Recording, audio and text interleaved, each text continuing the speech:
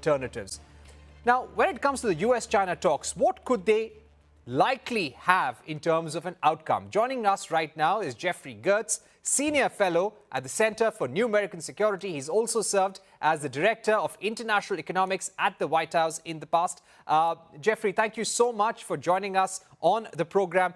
Let me begin by asking you, how serious is this situation for the United States? They've really fielded 3 top cabinet ministers for the trade negotiations with China in Beijing.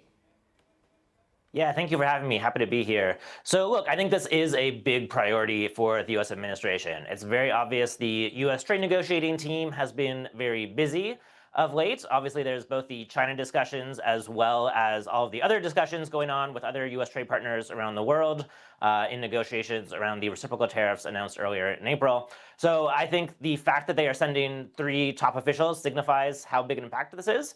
And then I think, the fact that they've decided to stay on for a second day is, if nothing else, at least a positive sign, but also underlines, how much importance the U.S. is putting on this to have all 3 officials stay for a second day. Geoffrey, what's your expectation? How much room or how much space is the United States likely to give China in these negotiations? So that's the real question that we are all waiting for outcomes of these talks to better understand. Going into these talks, it seems clear the focus was going to be on export controls. On the U.S. side, they are very concerned about Chinese export controls on rare earths and, freeing up those rare earths, which are critical for a number of sort of military, defense, industrial-based reasons, but also for automobiles, semiconductors, many other sectors. Meanwhile, the Chinese side, we know, will have a number of asks on U.S. export controls, and really the set of high technology controls the United States has put in place over the last kind of 8 or 10 years.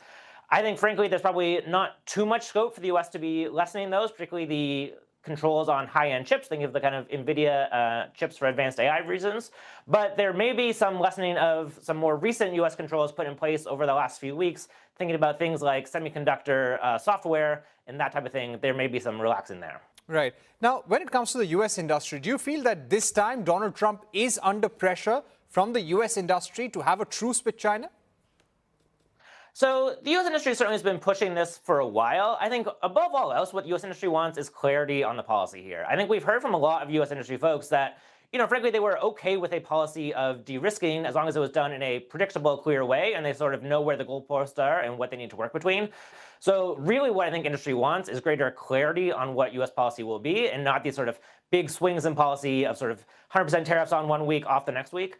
We will see if we get that out of this meeting. I think whatever outcome is, there will still be a fair bit of uncertainty, but I do think industry really is pushing for clarity here.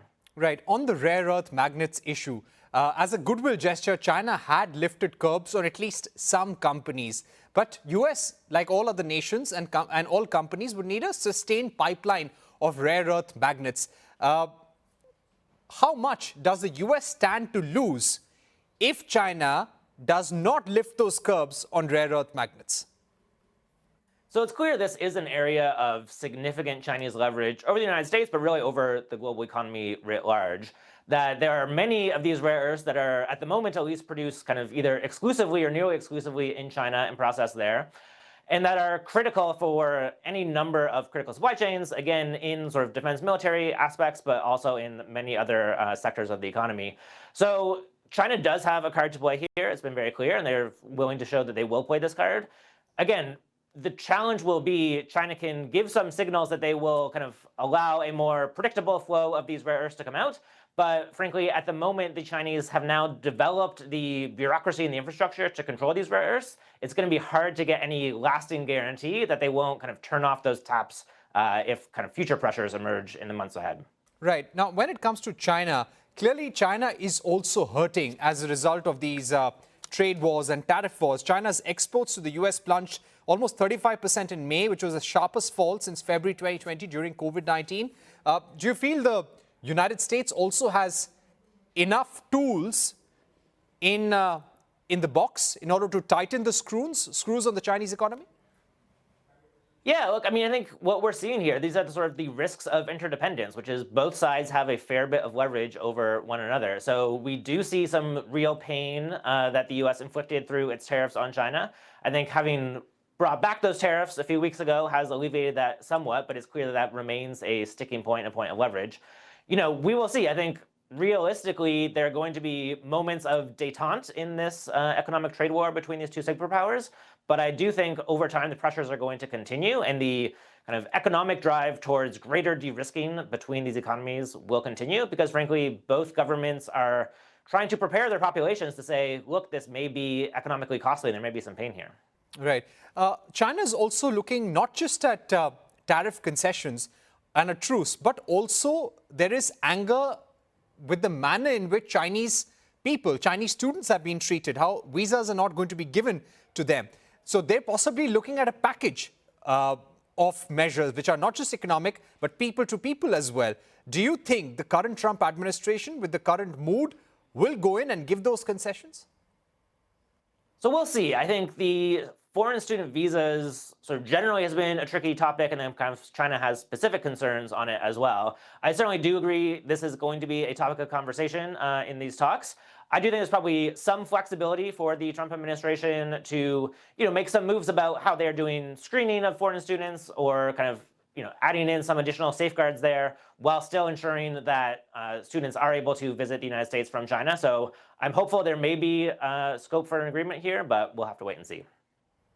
Right, and we've seen how the global forecast has come from the World Bank, and it clearly paints a worrying picture as a result of the tariffs.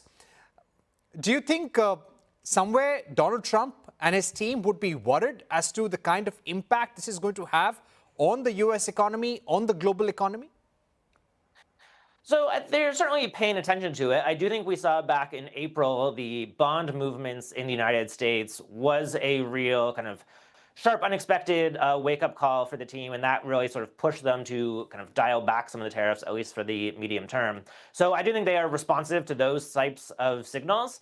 That said, I do think this administration has come in and has clearly said that they understand there will be transition costs, there will be short-term costs. They are thinking about this in very big picture terms in terms of resetting the global economy. And so they are trying to prepare US voters and US industry to say, look, there will be some short-term costs here. In their view, this is sort of worth it for the kind of ultimate picture of resetting the global economy and bringing more investment onshore in the United States. I think kind of huge open question about whether that is successful or not, but that is the narrative that they are trying to paint. All right. My final question to you would be, if there is a positive outcome in these talks, either today or tomorrow, which are the companies or sectors in the United States which are likely to benefit, where the stocks could possibly see an uptick, according to you, in the next few days? Sure. Well, I'll sort of start with the caveat that I'm glad I'm not in the business of being a professional stock picker here. But I do think, auto companies are ones who are under some real pressure from these rare earths export controls. So that's an area where I think we'd see something. And maybe semiconductors as well, again, depending on sort of any concessions the U.S. may make on some of its export controls.